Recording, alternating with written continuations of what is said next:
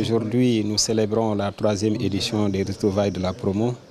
Et qui part de 3e édition, part donc déjà d'une première et d'une deuxième.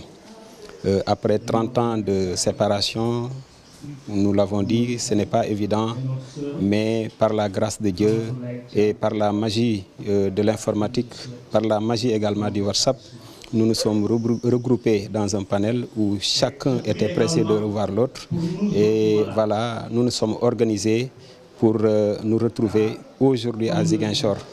Pour cette édition-là, c'est M. Yankoba Mansali, ancien IF de Diourbel, devenu actuellement IF de Bignona 1, qui est notre parrain. Il est membre de la promo, un homme vraiment multidimensionnel, un homme qui peut être vraiment un exemple.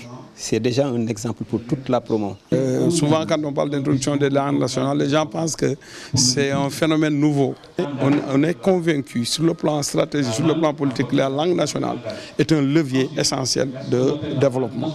Si nous voulons aller vite dans les apprentissages, si nous voulons avoir des résultats escomptés, il faut bien que nos enfants commencent à penser le monde avec nos langues. Vous avez dans le centre les régions de Kaffrine, les régions de Diourbel, les régions de Kaolack, vous avez la région de Tamba et Kédougou qui sont entrées cette année. Vous avez d'autres régions comme Saint-Louis qui sont là-dedans. Qui sont dans l'introduction des langues. Et cette année, je crois que le ministère est en train de prendre une décision forte en termes de généralisation des langues nationales. Ça veut dire que les régions comme Ziguinchor, Kolda et autres, qui n'étaient pas enrôlés en dehors de Dakar, si je ne m'abuse, vont devoir entrer dans le processus à travers ce qu'on appelle l'introduction des langues nationales dans le système éducatif. Il n'est pas dit que chaque enfant va entrer dans la langue à partir de sa langue maternelle. Sinon, on ne s'en sortirait pas. Il y aura ce qu'on appelle la cartographie linguistique pour voir dans le milieu les langues les plus parlées.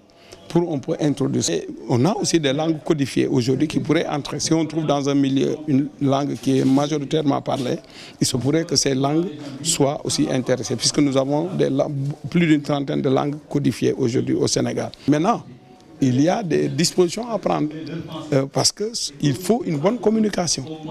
Il faut ce qu'on appelle une autonomie dans le financement de ce programme, qui est très ambitieux, parce qu'il faut revisiter les programmes, il faut revisiter les manuels, il faut revisiter les outils de pilotage des classes. Ça, c'est un coût, des défis à relever. Et ça, je crois que si on relève ça, et maintenant, travaille aussi à la scientificité de nos langues.